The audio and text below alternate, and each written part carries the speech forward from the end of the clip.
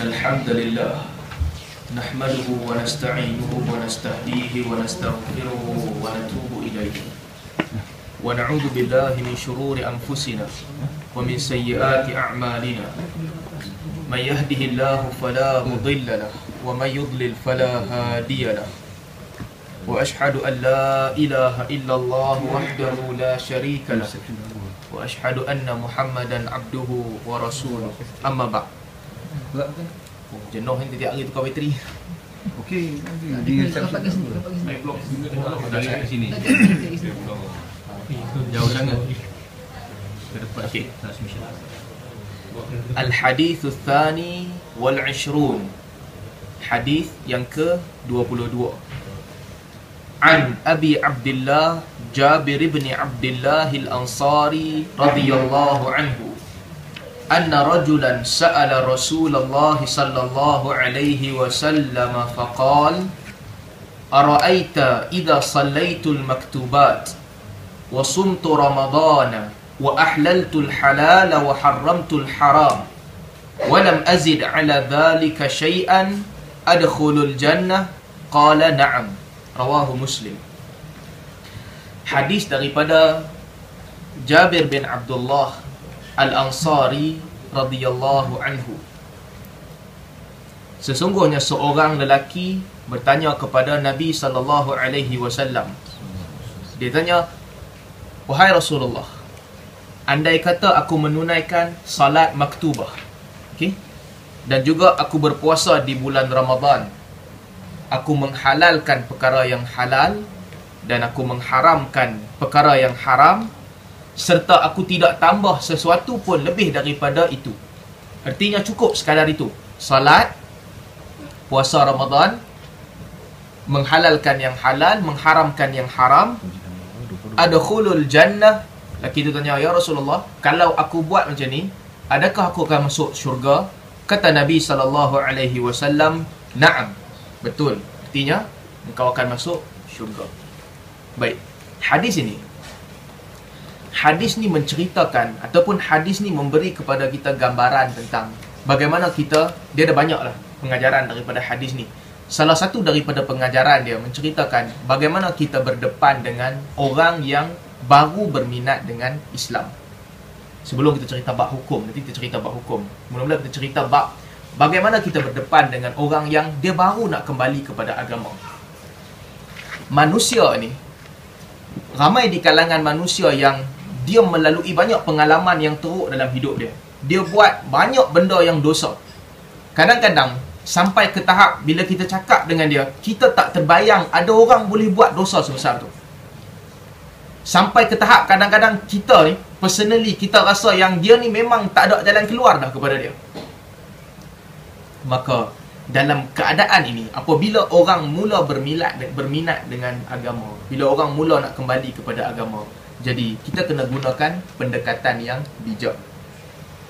Artinya, bila orang mula-mula nak kenal agama, kita kena bagi dekat dia satu benda yang mencukupi untuk selamat dia daripada neraka. Terutamanya bayangkan manusia ni, dia duduk di lembah yang dekat nak masuk neraka.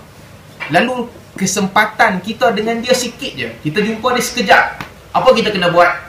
Kita kena bagi kepada dia satu benda yang boleh selamatkan dia daripada neraka. Itu tugas kita bila kita berdepan dengan orang.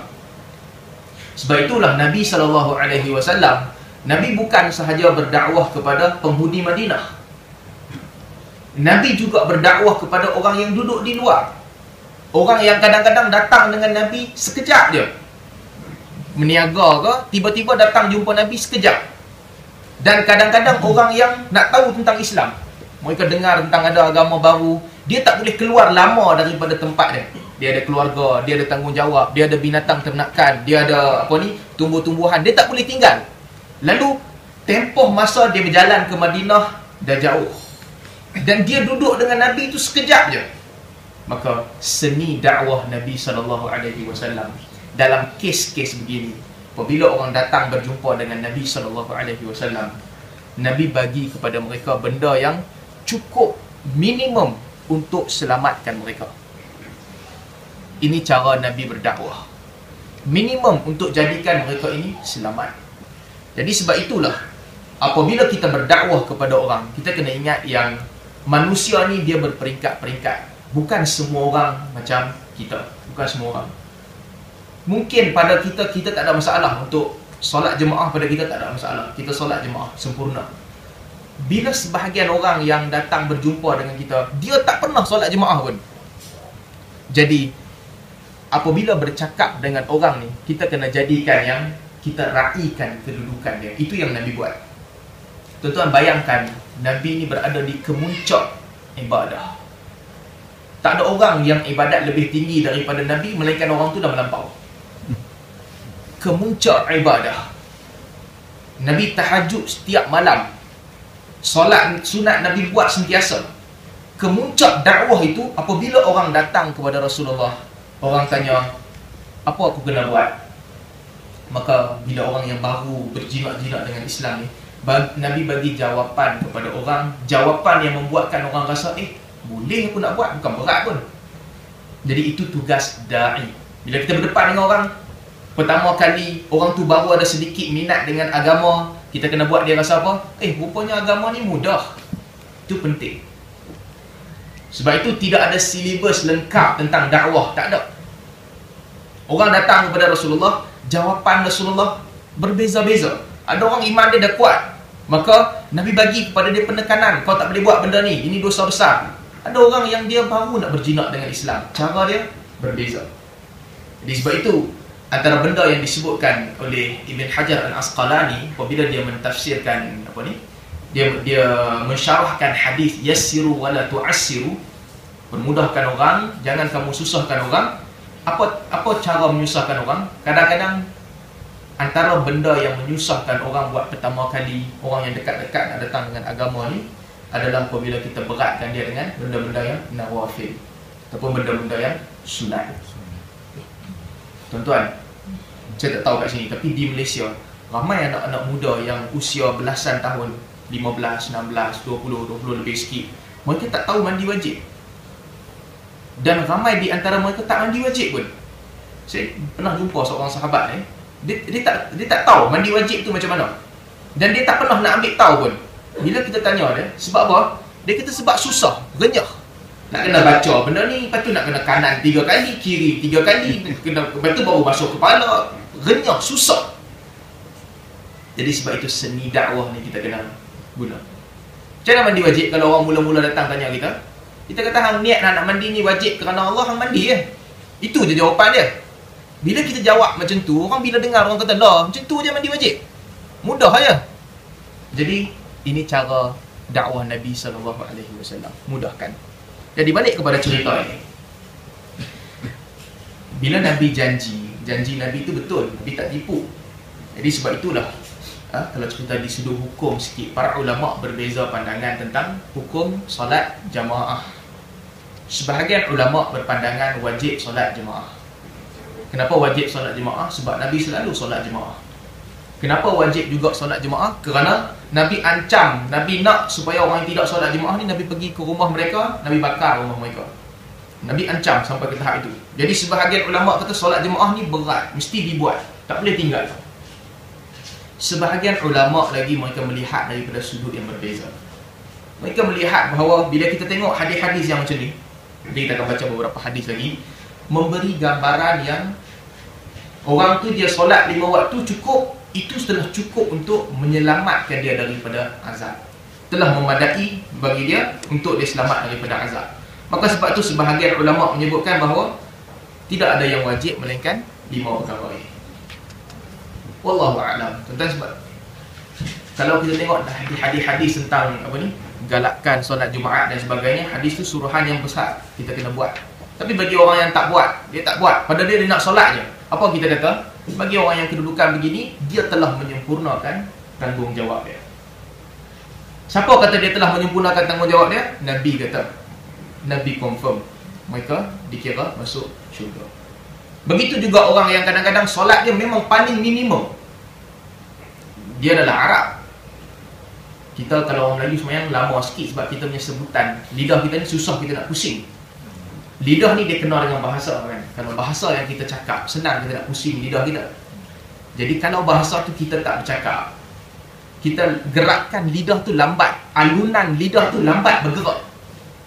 Alhamdulillah Rabbil Alamin. Kita paling cepat kita boleh macam tu ya. Tapi Arab yang memang setiap hari dia bercakap, dia boleh Alhamdulillah Rabbil Alamin. Sudan laju lagi. Jadi sebahagian orang Melayu taklah seni ni, orang Arab dia ada solat dia laju. Habis laju, kita baru Bismillahirrahmanirrahim, Alhamdulillah. Belum Rabbil Alamin, dia dah rukuk dah. Dalam kes-kes begini macam mana? Kita kata dia telah menyempurnakan tanggungjawab minimum dia. Tajwid dia tak betul. Ulama beza pandangan dalam bab ni. Kalau lihan kubra, kalau kesalahan besar, dia pergi tukar baris.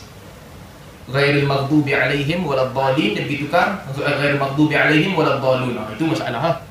Batal solat dia, ditukar. Ataupun amin dia bagi jadi amun. Itu cerita lain lah. Tukar. Tetapi dia baca laju. Kita kata semayang dia tu tak cantik lah. Bacaan dia tak cantik, tak kemas. Dia berebut, dia rukuk, terus bangun. Sujud, sekejap je terus bangun. Kita kata dia tak cantik. Tetapi sekurang-kurangnya tanggungjawab dia itu telah dilakukan dengan cara yang paling minimum. Jadi balik kepada hadis ini, Nabi SAW kata, siapa yang solat fardu, ataupun sahabat ni tanya, aku solat fardu dan kemudian aku membayar zakat, Nabi SAW sebut kepada dia itu memadai dan dia boleh masuk syurga. Baik. Solat maktubah. Solat-solat yang wajib disebut solat maktubah. Maktub artinya benda yang ditulis ke atas kita ataupun diwajibkan ke atas kita. Jadi maktub. Kutiba alaikumus siyam, diwajibkan kepada kamu puasa.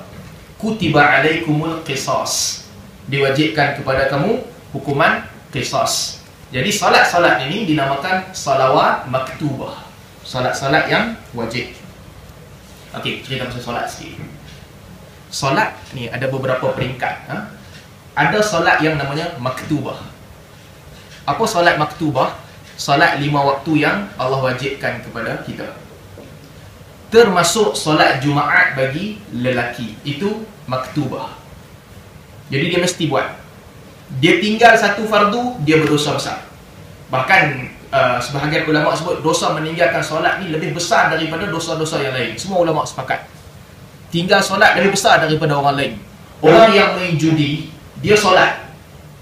Dengan orang yang dia tak main judi, dia main dam je, dia tak solat. Lebih baik orang yang main dam lebih baik orang yang main judi bersolat daripada orang yang main dam dia tak bersolat.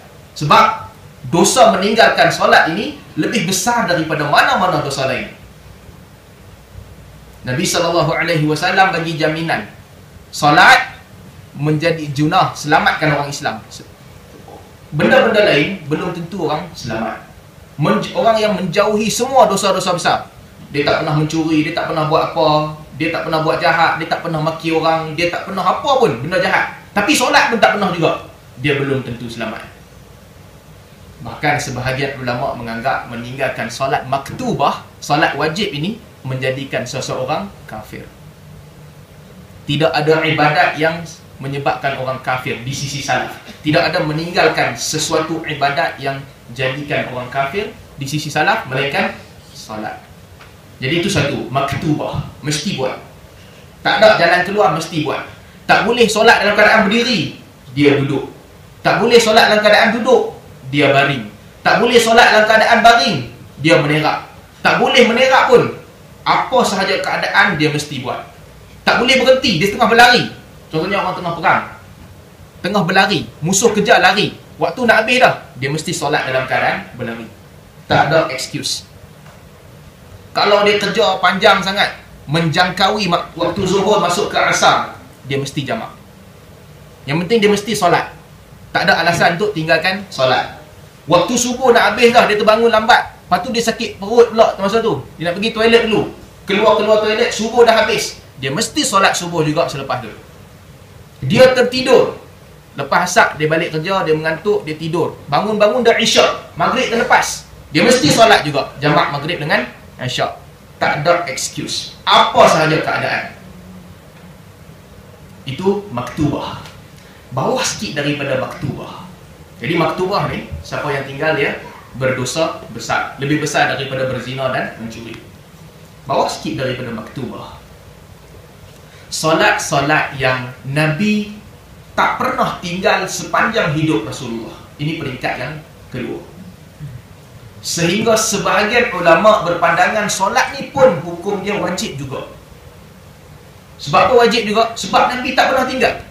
Ketika Nabi sakit, Nabi solat. Ketika Nabi musafir, Nabi solat. Ketika Nabi pergi haji, Nabi solat. Nabi duduk di Mina, Nabi solat. Nabi duduk di Muzdalifah, semua Nabi solat. Jadi sehingga sebahagian ulama kata solat ni pun macam wajib. Ada dua solat yang tiap-tiap hari dan ada solat yang setahun sekali. Apa solat yang macam wajib ini? Satu, witir. Nabi tak pernah tinggal witir. Bila-bila masa pun Nabi buat selalu. Yang kedua, 2 rakaat sebelum fajar. Ini 2 benda yang Nabi tak pernah tinggal. Baik, kalau ada di kalangan kita, sahabat-sahabat kita, adik-adik kita yang muda-muda belum mula ni, pastikan witir dan juga 2 rakaat sebelum fajar. Kedudukan dia hampir-hampir dekat dengan solat fardu. Dekat sangat dengan solat fardu sebab Nabi selalu buat. Kalau kita terlepas pergi masjid, imam dah solat, apa kita buat? Kita solat dengan imam. Selepas imam solat, kita boleh qada 2 rakaat sebelum subuh.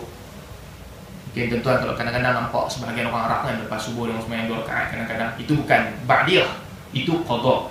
Sebahagian daripada salaf melakukan perbuatan itu. Ataupun kalau tak mau qada masa tu, balik rumah nanti pada masuk waktu duha, qada. Kita termangkit lambat dan sebagainya, qada subuh dan juga 2 rakaat sebelum subuh. Jadi, ini 2 solat yang dekat-dekat dengan wajib. Sehingga sebahagian ulama kata dia wajib. Begitu juga dengan solat Idul Fitri dan Idul Adha. Dia wajib. Bukan dia wajib, sebahagian ulama kata dia wajib. Sebahagian ulama kata dia sunat yang amat-amat dituntut. Jadi kalau perempuan dalam keadaan dia haid, sebagai contoh dia haid, dia mesti juga keluar pergi mendengar khutbah. Sebab itu khutbah Nabi SAW bukan di masjid. Khutbah Id Nabi di luar masjid. Jadi Nabi meraihkan semua. Laki yang boleh solat pun datang, perempuan yang tak boleh solat pun datang di luar masjid. Sebagai ulama kata perempuan yang haid tak boleh masuk masjid. Ini bab khilaf yang lain kali kita boleh cerita. Cuma yang penting, ini 2 solat yang juga dihadiri. Idul Fitri, Idul Adha. Orang Melayu dia ada tambah sikit. Dia ada apa? Raya puasa 6. Tak tahu kampung tuan-tuan ada tak, saya tak tahu. Tapi kampung saya dia ada lepas puasa 6 hari ni, hari raya yang ke-8.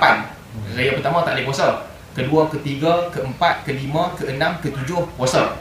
Hari raya ke-8 tu dia buat sembahyang tasbih beramai-ramai jemaah. Oh, ini bid'ah. Ini tak ada mazhab. Yang dekat-dekat dengan wajib 2 solat je. Idul Fitri, Idul Adha. Itu yang setahun sekali. Yang tiap-tiap hari witir dan 2 rakaat sebelum subuh. Jadi ini kena jaga. Baik, bawah sikit daripada tu. Witir paling kurang pun. Okay. Witir paling kurang, ulama beza pandangan. Sebahagian ulama kata 3. Tapi pandangan yang paling kuat dalam bab ni boleh juga dengan 1 rakaat. Sebahagian sahabat buat 1 rakaat, kita kata boleh dengan 1 rakaat. Telah memadai. 1 je. Ataupun 3 lah. Nabi selalu buat 3 witir. Baik, selepas daripada itu, bawah sikit daripada solat ni, peringkat seterusnya, solat yang Nabi lakukan sentiasa, kecuali ketika Nabi musafir ataupun ketika Nabi perang. Jadi ini peringkat yang ketiga. Kalau tuan-tuan yang tulis, pertama sekali solat fardu. Yang kedua yang dekat-dekat dengan fardu. Yang ketiga yang Nabi selalu buat, kecuali ketika musafir ataupun ketika perang. Jadi apa solat-solat ini yang Nabi selalu buat kecuali musafir dan perang? 2 ataupun 4 rakaat sebelum zuhur. 2 ataupun 4 rakaat selepas zuhur. 2 rakaat selepas maghrib. 2 rakaat selepas isyak. Sama ada 8 ataupun 10 rakaat tahajud. Okey, ini 5 solat yang Nabi selalu buat, kecuali ketika Nabi bermusafir ataupun ketika Nabi keluar perang. Nabi tak buat.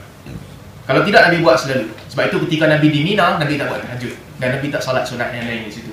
Jadi 2 rakaat, 2 atau 4 sebelum zuhur, selepas zuhur, selepas maghrib, selepas isyak, dan 8 ataupun 10 tahajud.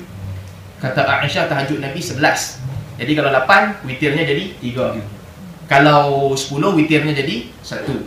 Seterusnya, begitulah. Jadi ini solat peringkat yang ketiga, solat yang Nabi selalu buat. Jadi tuan-tuan, kalau nak mengikut sunnah Nabi betul-betul, nasihat untuk diri saya sendiri dan untuk diri tuan-tuan dan perempuan juga, Ramadan ni waktu yang terbaik untuk kita mulakan solat ikut Nabi SAW. Jadi kita jaga semua solat ni. 3 peringkat ni pastikan kita buat setiap hari. Jangan solat Aidilfitri setiap hari, cuba itu kita lain. Ni 3 peringkat ni yang wajib, yang dekat dengan wajib, yang sunat dituntut ni. 3 benda ni kita cuba lakukan setiap hari. Terutamanya tahajud lah. Nasihat untuk kita sama-sama tahajud ni, kadang-kadang kita ngantuk dan sebagainya, tapi kesan dia besar dalam diri kita. Itu Allah Subhanahu wa taala sebut, inna nasyi'atal laili hiya ashaddu wata'an wa aqwamu qila. Sesungguhnya bangun malam itu menjadikan langkah kamu semakin kuat. Ashaddu wata'an wa aqwamu qila, dan perkataan kamu jelas, benar. Ini assignment pertama untuk Nabi. Bila Allah turunkan Iqra bismi rabbikal ladzi khalaq, Nabi officially menjadi Nabi. Apa tanda orang tu jadi Nabi? Dia dapat wahyu. Dapat wahyu, automatik dia jadi Nabi. Sebab itu orang jangan nak merepek, dia kata dia dapat ilmu straight daripada Allah. Itu bukan kerja dia, itu kerja Nabi. Kalau ada orang dia datang tiba-tiba dia dakwah, aku dapat ilmu daripada Allah, tuan-tuan pergi ketuk kepala dia. Sebab yang dapat ilmu daripada Allah, Nabi. Jadi Nabi Muhammad menjadi Nabi. Dapat ilham boleh lah, dapat ilham, mimpi dan sebagainya, itu cerita lain. Apabila Nabi jadi Nabi, Muhammad SAW jadi Nabi, sebelum dia keluar dakwah, sebelum Allah suruh dia keluar dakwah, dia ada satu tugas. Tugas dia apa? Qumil laila illa qalila. Wahai Muhammad, bangun waktu malam melainkan sedikit. Nasfahu awil qusminhu qalila. Au zid alaihi warattilil Qur'ana tartila. Separuh malam ataupun lebih sikit, ataupun kurang sikit, ataupun lebih sikit, baca Quran elok-elok. Itu assignment pertama. Sebelum kau keluar pergi dakwah, sebelum kau keluar bercerita pasal agama, ini kau kena buat dulu. Allah cerita fadilat dia apa? Sesungguhnya bangun malam itu menjadikan langkah kamu kuat dan juga lidah kamu jelas. Jadi kadang-kadang kita pun, kita rasa lemah, kita rasa tak kuat, kita rasa kita tak tenteram, kita rasa kita cakap ni tak apa kena, orang tak kena dengan perkataan kita, orang tak hormat perkataan kita. Tak ada kedudukan, bukan kedudukan tinggi di sisi manusia ni. Perkataan kita ni orang buat main-main, bangun solat malam, dia menjadikan perkataan manusia kuat. Jadi ini solat-solat yang Nabi buat selalu, melainkan ketika musafir dan juga perang. Baik, peringkat yang keempat. Peringkat yang keempat, solat yang ada hadis menceritakan tentangnya, tapi Nabi jarang-jarang buat, ataupun sebahagian ulama kata Nabi tak buat. Apa solatnya? 1, 2 rakaat sebelum asar. Ada perintah tapi Nabi tak buat. 2 rakaat sebelum maghrib. Sebahagian ulama kata 2 rakaat sebelum maghrib ni bid'ah. Sebab apa bid'ah? Sebab dia melewatkan solat maghrib. Maghrib mesti diawalkan, azan terus solat. Wallahu a'lam. Kata Al-Imam Nawawi, ada hadis yang Nabi kata siapa nak buat, siapa tak nak buat tak payah buat. Jadi dia tetap sunnah. Sebelum maghrib, sebelum isya. Jadi ini semua solat-solat yang Nabi suruh, Nabi pun tak buat. Dan juga duha. Duha sama juga. Abdullah bin Umar radhiyallahu anhu, dia kata solat duha ni bid'ah.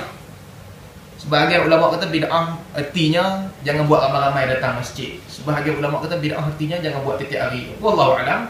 Yang penting ini solat-solat yang Nabi jarang buat. Melainkan kalau kita bangun tahajud, mungkin kita boleh ganti dengan duha. Sebab hadis Abu Hurairah kata Nabi pesan kepada Abu Hurairah dengan 3 benda. 1, puasa 3 hari setiap bulan. 1 lagi, Nabi pesan kepada Abu Hurairah untuk naum ala witr. Sebelum tidur mesti buat witir. Yang ketiga, Nabi pesan kepada Abu Hurairah untuk solat duha. Jadi dalam kes ni sebahagian ulama kata tak mau tahajud, ganti dengan duha. Jadi ataupun kedua-duanya. Dan yang terbaik tahajud. Ada orang nak buat dua-dua, tahajud pun nak buat, duha pun nak buat, boleh, tak ada masalah. Tapi perbuatan Nabi, ini solat-solat yang jarang Nabi buat. Witir, duha, sebelum asar, sebelum maghrib, sebelum isya. Peringkat yang kelima, ada solat yang dibuat ketika ada sebab, istisqa dan sebagainya. Ini semua juga benda yang dituntut. Mungkin kita boleh masukkan sama seperti solatul Aid, dia dituntut. ada solat yang selepas daripada itu, ada solat yang ulama berbeza pandangan. Ada solat yang ulama berbeza pandangan. Antaranya solat hajat, ulama berbeza pandangan. Sebahagian ulama berpandangan yang solat ini hadisnya hasan, jadi boleh buat.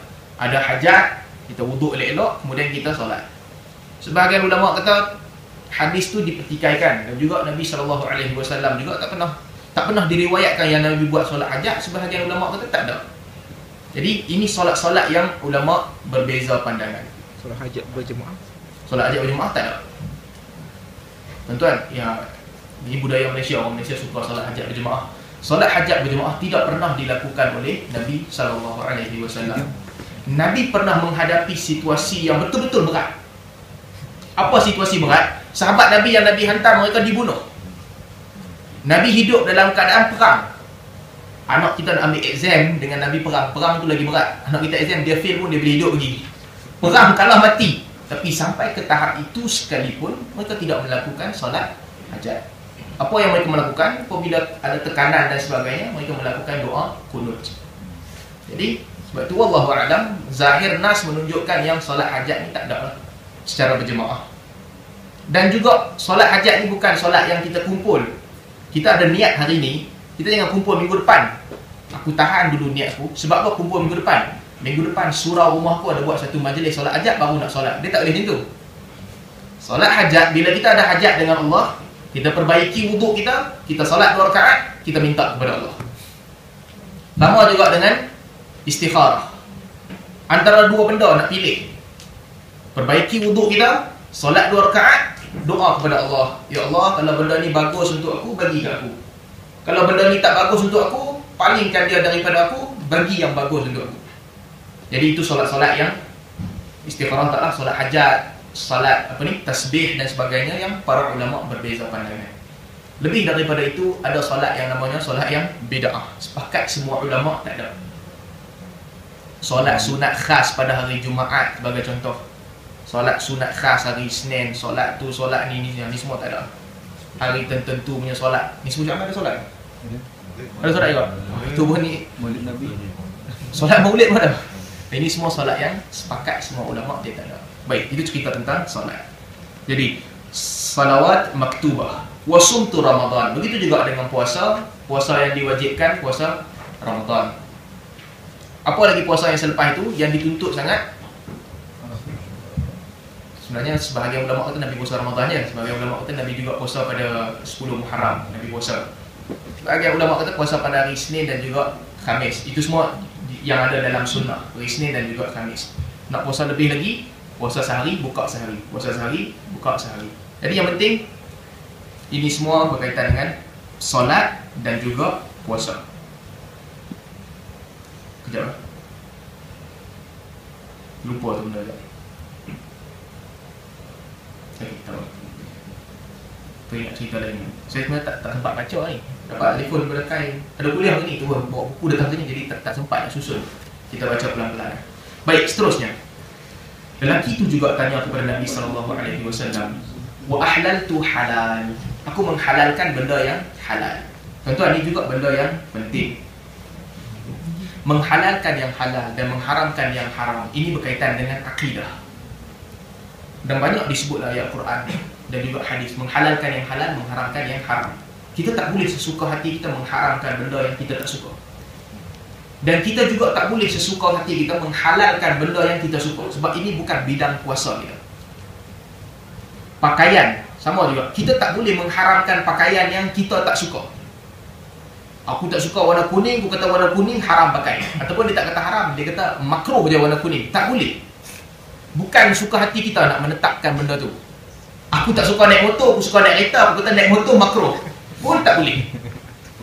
Menghalalkan yang halal, mengharamkan yang haram. Itu tugas Allah Subhanahu wa ta'ala. Dan kita tak boleh ikat syarat kepada orang. Sebagaimana Yahudi buat. Yahudi diikat syarat. Binatang tertentu orang ni tak boleh makan. Hari tertentu tak boleh buat tu. Binatang tertentu tak boleh makan dan sebagainya. Perempuan sahaja boleh makan, lelaki tak boleh makan. Ini semua syarat yang antara sebab Yahudi dilaknat. Antara sebab manusia dilaknat adalah Benda yang Allah haramkan dia halalkan, benda yang Allah halalkan dia haramkan. Tuan-tuan, benda ni penting untuk kita ambil perhatian. Kadang-kadang kita tak haramkan, tapi kita tak bagi orang makan. Nabi SAW sebut kullu syartin laysa fi kitabillah fahuwa batil. Semua syarat yang tak ada dalam kitabullah, maka syarat itu adalah batil.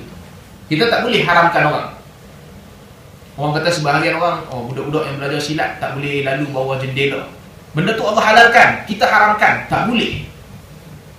Pantang larang tu Allah tak letak, kita pergi letak sendiri, tak boleh. Pakaian, makanan, sama juga. Orang alim, sealim mana pun, dia tak ada hak nak kata makanan ni tak bagus, jangan makan. Dia tak ada hak. Sebab itu bab yang macam bewok kecil ni dimakan di dalam pinggan Nabi SAW. Bukan setakat dimakan dalam pinggan Nabi. Bukan pinggan lah, Nabi makan dalam talam yang besar kan. Orang makan, Nabi tanya ni apa? Bab, Nabi tak makan. Tapi Nabi tak haramkan, sebab bukan tugas dia untuk haramkan. Apatah lagi orang alim selepas daripada Nabi. Tak ada siapa ada hak untuk halalkan dan haramkan melainkan apa yang Allah sebut. Jadi mak bapak dengan anak-anak pun sama juga. Dia tak suka benda tu, anak dia suka, benda tu tak haram, dia tak boleh marah. Kecuali dia nak didik ke apa, tak apa. Tapi benda tu tak haram, dia tak boleh nak halal. Begitu juga benda yang halal, dia tak boleh haramkan. Baik, seterusnya. Kata Abdullah bin Mas'ud dan Abdullah bin Abbas apabila mereka membacakan ayat alladzina atainahumul kitaba yatlunahu haqqa tilawatihi ulaika yu'minuna bihi. Adapun orang-orang yang kami turunkan kepada mereka kitab, mereka membaca kitab dengan sebenar-benar bacaan, mereka adalah orang-orang yang beriman dengannya. Haqqa tilawatihi. Apa makna haqqa tilawatihi? Baca betul-betul, artinya apa yang dihalalkan oleh kitab mereka halalkan, apa yang diharamkan oleh kitab itu mereka haramkan. Ibn Rajab Al-Hambali juga sebutkan contoh riba. Sebagai contoh, benda tu Allah haramkan, mesti diharamkan. Sebahagian orang Yahudi dia halalkan setahun, dia haramkan setahun. Time dia halalkan tu dia sebab betul-betul, time dia haramkan dia berhenti. Bulan tertentu boleh, bulan tertentu tak boleh. Ini semua tak ada dalam agama. Jadi hak itu hanya hak Allah dan juga Rasul SAW. Baik. Hadis seterusnya yang sama juga maksud dengan ini. Nabi SAW sebut dalam hadis yang diriwayatkan oleh Al-Imam An-Nasa'i, disahihkan oleh Hakim Al-Zahabi dan sebagainya. Kata Nabi SAW, "Ma min 'abdin yusalli salawatil khams." Tidak ada orang yang menunaikan salat 5 waktu. Wa yasumu Ramadan wa yukhriju zakat wa yajtanibul kaba'ir as-sab' illa futihat lahu abwabul jannah yadkhulu ayyuha sya'. Dan Nabi kata tidak ada orang yang dia menunaikan salat 5 waktu, dia berpuasa di bulan Ramadan, dia mengeluarkan zakat dan dia menjauhi 7 dosa besar, melainkan dibuka kepadanya pintu syurga, dia masuk daripada mana-mana pintu yang dia kehendaki. Dan kemudian mereka membacakan ayat in tajtanibu kaba'ira ma tunhauna anhu nukaffir ankum sayyi'atikum wa nudkhilakum madkhalan karima. Allah sebut dalam Quran, andai kata kamu menjauhi kaba'ir, dosa-dosa besar, tunhauna anhu, yang kamu dihalang daripada buat dosa besar ini, nukaffir ankum sayyi'atikum, kami ampunkan dosa kamu, wa nudkhilakum madkhalan karima, dan kami masukkan kamu ke tempat masuk yang baik. Jadi tuan-tuan, untuk selamat daripada neraka ni ikut hadis Nabi mudah. Minimum orang Islam ni mudah. Sebab itu kita kena bayangkan agama ni agama yang bagi semua orang dia sesuai. Dia ada garis yang minimum, semua orang kena sampai ke sini. Jadi dakwah kita mesti pastikan semua orang sampai ke sini. Ada orang lebih, itu khairun ala khairin, lebih baik. Ada orang dia tak sampai, jadi yang tak sampai ni kena bagi sampai. Yang diharamkan, benda yang diharamkan, dia tak banyak. Yang betul-betul dosa besar dalam agama ni tak banyak. Sebab itu Nabi gunakan perkataan kaba'irus sab', 7 dosa besar. Kenapa Nabi gunakan 7? Okey, dalam bahasa Arab dia macam ni. Kaedah bahasa dia, 7 ni artinya banyak. Jadi kalau kita nak kata banyak, macam apa? Orang putih kata 1 minit kan. Tapi orang Arab kalau bawah daripada 10 kan, range antara 0 sampai 10 ni, mereka bagi nama 7. Dia suka sebut 7. Arabnya budaya. Kalau nak kata banyak, 10, dia akan kata 70. Jadi sebab itu, kalau tuan-tuan masih ingat hadis Nabi SAW, Nabi kata Yahudi pecah kepada 71 golongan. Nasrani pecah kepada 72 golongan. Umat aku akan pecah kepada 73. 73. Kulluhum finnar illa wahidah. Semua masuk neraka kecuali satu. Apa arti hadis ni? Kenapa 71, 72, 73? Secara zahirnya kita boleh faham yang Yahudi pun orang akan sesat, Nasrani pun orang akan sesat, Islam pun orang akan sesat juga. Jadi ketiga-tiga agama ni akan pecah menjadi banyak. 70. Artinya menjadi banyak. Saya tak tahu, dalam sebahagian debat apa ni, Ahmad Didat kan, dia selalu sebut Yahudi berpecah, Nasrani berpecah, tengok kita Islam, kita tak berpecah. Sebenarnya ungkapan tu salah lah. Sebab Nabi bagi jaminan, Nabi sebut Yahudi 70 lebih, Nasrani 70 lebih, Islam juga 70 lebih. Jadi artinya ketiga-tiga agama ni akan pecah jadi banyak. Kenapa isyarat 71, 72, Islam jadi 73? Seolah-olah menunjukkan yang perpecahan dalam agama kamu lebih daripada Yahudi dan Nasrani. Jadi sebab itu, balik kepada cerita hadis ni, menjauhi 7 dosa besar, menunjukkan yang dosa besar ni tak banyak, kabair ni tak banyak. Dalam hadis Bukhari disebutkan mubiqatus sab', 7 menghancurkan kamu. Kamu buat salah satu daripada 7 ni, kamu hancur, kamu binasa, kamu pecah.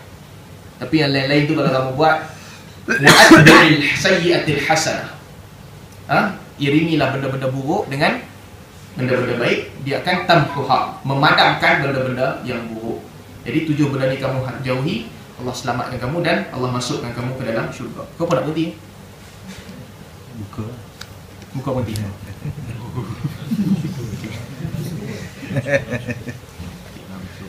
Begitu juga dalam hadis yang sama. Sebab tuan-tuan, hadis-hadis peristiwa begini banyak berlaku. Yang sahabat datang, tiba-tiba sahabat datang tanya kepada Nabi sallallahu alaihi wasallam. Banyak berlaku. Di antaranya kadang-kadang ada sebahagian sahabat datang kepada Rasul sallallahu alaihi wasallam, sama juga. Sahabat tanya, apa aku kena buat? Nabi kata salat 5 waktu. Sahabat tanya, ada tak aku boleh tambah selain daripada 5 waktu? Nabi kata tak, melainkan tatawwu'. Tatawwu' ni apa? Sukarela.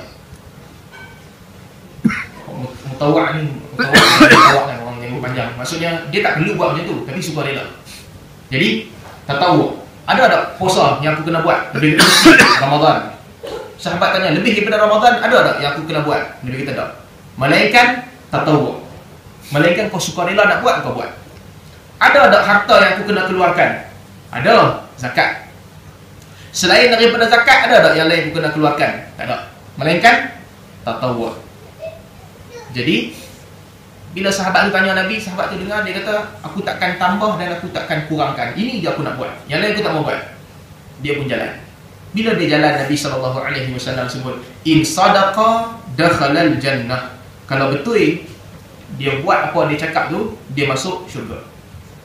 Dia jalan dah, pergi jauh. Nabi tengok dia, Nabi kata, kalau betul dia buat ni, dia masuk syurga. Dalam hadis lain, Nabi SAW bila tengok lelaki ni, bila lelaki tu kata, la azidu ala hadha syai'an abadan wala anqus minhu.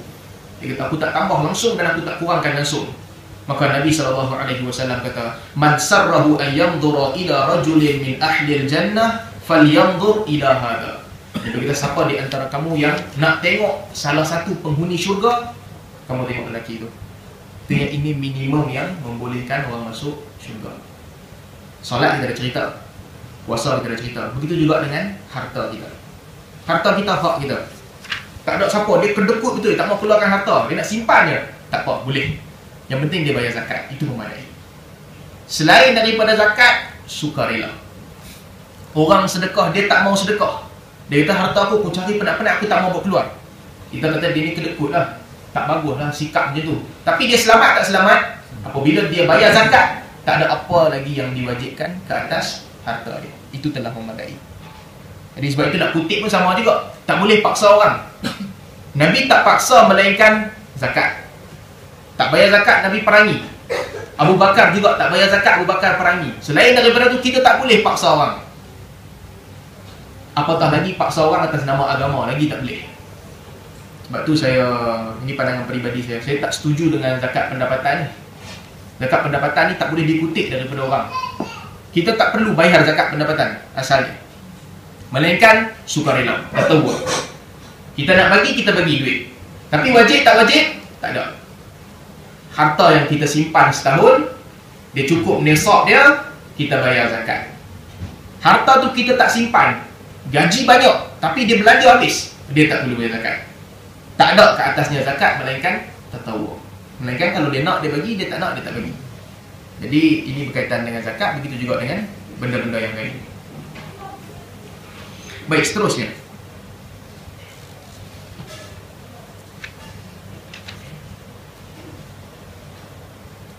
Nabi SAW juga dalam beberapa hadis yang lain, Nabi menyebutkan benda-benda yang membuatkan orang tak masuk syurga. Ada beberapa benda yang menjadikan orang tak dapat masuk syurga. Di antaranya Nabi sebut la yadkhulul jannah qati'. Orang yang memutuskan silaturahim tak masuk syurga. La yadkhulul jannah man fi qalbihi mithqala dzarratin min kibr. Orang yang dalam hati dia ni ada sedikit kibr, bangga, bongkok, takabur, dia tak masuk syurga. Dalam hadis lain Nabi kata la yadkhulul jannah an-namam. Kamu takkan masuk syurga orang yang dia bawa mulut. Dia pergi cerita kat orang tu, cerita kat orang ni, bagi orang ni bergaduh. Dia pergi kat orang ni, kata dia tu kutuk dia kat belakang. Dia pergi kat dia tu pula, dia pergi kata dia ni kutuk dia kat belakang, orang tu bergaduh dua orang. Itu namam. Nabi kata tak masuk syurga. Jadi hadis-hadis begini, sebahagian ulama menyebut yang artinya ini seolah-olah menceritakan tentang besarnya dosa itu. Sehingga Nabi menggunakan la yadkhulul jannah. Sebahagian ulama kata artinya awal-awal ketika orang masuk syurga mereka tak masuk. Selepas itu bila ditimbang amalan mereka, mereka masuk. Menunjukkan yang amalan-amalan ini, dosa-dosa ini adalah dosa-dosa yang besar. Qati', pemutus silaturahim, tak boleh masuk syurga. Artinya pemutus silaturahim awal-awal dia tak boleh masuk syurga. Sebahagian ulama sebut. Dan begitu juga tafsiran ini sebab Nabi SAW dalam hadis lain Nabi sebut ma min 'abdin qala la ilaha illallah thumma mata 'ala dhalika illa dakhala al-jannah. Hadis ni tentu adalah rahmat yang paling besar. Bila kita baca hadis ni, kita kena rasa yang alhamdulillah, ni nikmat Allah bagi kepada umat Muhammad. Apa nikmatnya? Nabi kata tidak ada seorang pun di antara kamu yang mengucap la ilaha illallah dan dia mati di atas ucapan itu, melainkan dia masuk syurga. Maknanya ketika kita mati, kita ikrar bahawa tidak ada Tuhan melainkan Allah, dan seterusnya lah benda-benda yang diwajibkan dengan itu. Akidah kita bersih, kita masuk syurga. Akidah bersih. Sebahagian ulama letakkan syarat kedua dengan solat. Solat, akidah bersih, masuk syurga. Dan tentu kadang-kadang orang dia tak solat tau.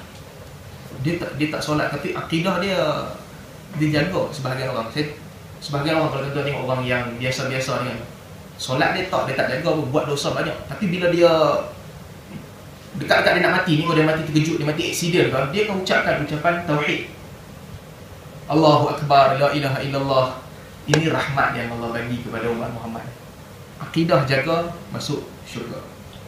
Ini bukan menunjukkan yang kita boleh lalai tinggalkan ibadat kita dan sebagainya. Tapi apabila akidah dijaga, wallahu a'lam, di sini menunjukkan yang Allah janjikan syurga kepada kita. Dan selepas itu Abu Dhar tanya kepada Nabi SAW. Tak cukup lagi. Bila Nabi dah kata ni, siapa yang mati dengan la ilaha illallah dia masuk syurga. Artinya ketika dia mati tu, dia husnudzan billah. Dia masih yakin yang ada Tuhan, Allah tu wujud. Dia masih yakin yang mayat dia ni bukan jadi abas, bukan dia jadi tanah. Ketika dia mati tu dia tahu. Ataupun ketika dia nak mati tu, dia rasa sedih. Allah, banyaknya dosa aku buat ketika hidup aku. Dia tahu ada hayat lain. Dia tahu yang dia akan dipertanggungjawabkan. Itu la ilaha illallah. Dia masuk syurga. Abu Dhar tanya Nabi SAW. Ini soalan yang penting. Wa in zana wa in saraq. Abu Dhar bila dengar, dia rasa ganjil. Masuk syurga betul ni? Dia tanya Nabi, wahai Rasulullah, kalau dia berzina dan dia mencuri macam mana? Ini dia datang dosa yang paling besar. Berzina dan mencuri. Okey, tadi engkau kata orang ucap la ilaha illallah masuk syurga. Bagaimana kalau dia berzina dan dia mencuri? Dan jawapan Nabi SAW, wa in zana wa in saraq. Sekalipun dia berzina, sekalipun dia mencuri. Jadi akidah ini menyelamatkan manusia daripada neraka. Ada hadis lain Nabi SAW sebut, juga riwayat Bukhari dan Muslim, ma min 'abdin yashhadu an la ilaha illallah wa anna Muhammadan 'abduhu wa rasuluh illa harramahu Allah 'alan nar. Tidak ada orang yang mengucapkan la ilaha illallah dan juga Muhammad adalah hamba dan juga Rasulullah, harramahu Allah 'alan nar, melainkan Allah haramkan neraka menyentuh dia. Tuan-tuan, bab ini para ulama bahaskan banyak, cuma kita tak tahu apa maksud sebenarnya. Kita tak tahu. Boleh jadi di akhirat esok Allah sebut dalam Quran kan, innallaha la yaghfiru an yushraka bihi wa yaghfiru ma duna dzalika liman yasha. Allah tak ampun dosa syirik, dan Allah ampunkan dosa selain daripada syirik kepada orang yang Allah nak. Kita tak tahu. Boleh jadi dengan akidah Allah selamatkan kita. Boleh jadi dengan akidah Allah padamkan dosa-dosa kita semua. Kita tak tahu. Sebab Nabi sebut dalam hadis ni, Allah haramkan neraka menyentuh mereka. Faman ya'mal mithqala dzarratin khairan yarah wa man ya'mal mithqala dzarratin syarran yarah. Buat baik sedikit dia akan diperlihatkan, dipertanggungjawabkan. Buat jahat sedikit juga diperlihatkan dan dipertanggungjawabkan. Jadi sebab itu sebahagian besar ulama kata, dak buat jahat dia akan kena hukum juga. Walaupun sekalipun jahat itu dengan manusia dia kena hukum juga. Sebagai ulama kata dosa dengan manusia ni kita kena jaga. Dosa dengan Allah kita taubat. Tapi dosa dengan manusia, kalau orang tu tak ampunkan, dia menjejaskan diri kita. Ini berkaitan dengan dosa. Sebab itu sahabat Nabi SAW bila tanya Rasulullah, kalau mati syahid masuk syurga tak? Nabi kata masuk syurga. Sahabat tanya, memang masuk syurga? Nabi kata betul masuk syurga. Bila sahabat jalan nak pergi, Nabi panggil patah balik, kecuali dia ada hutang. Maknanya kalau dia ada hutang dengan orang, belum tentu masuk syurga lagi. Dia kena selesaikan hutang tu dulu. Begitu juga kalau benda-benda lain selain daripada hutang. Hutang ni kita ambil hak dia. Kalau kita pukul dia, kita zalimi dia, kita tutup ruang rezeki dia dan sebagainya, ini semua benda yang menghalang manusia daripada syurga. Dan keadilan Allah ni, Allah adil, Allah balas betul-betul.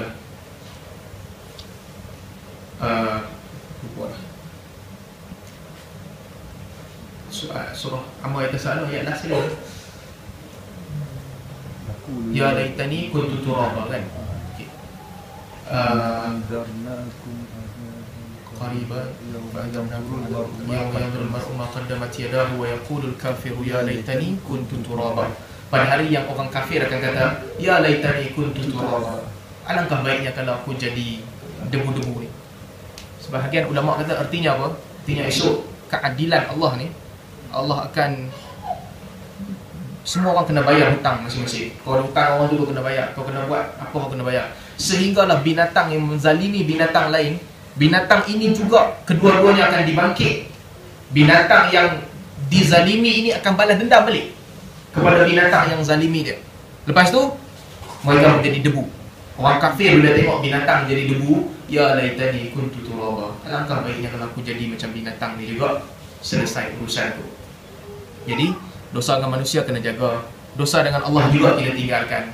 Jadi hadis ni tuan-tuan, bukan nak cerita kata apa ni, kurangkan amalan, tak, bukan begitu. Amalan kita buat ada beza. Tuan-tuan, kalau masih ingat dulu kita ceritakan para sahabat sebut, orang Islam kalau ada 1 jam daripada hidup dia, dia tak berzikir, dia tak ingat Allah, dia akan menyesal. Fadilat yang Allah bagi ni besar. Jadi sedikit kita tinggalkan ruang untuk kita ingat Allah, Allah akan balas balik dan benda itu memberi kesesalan dalam hidup kita.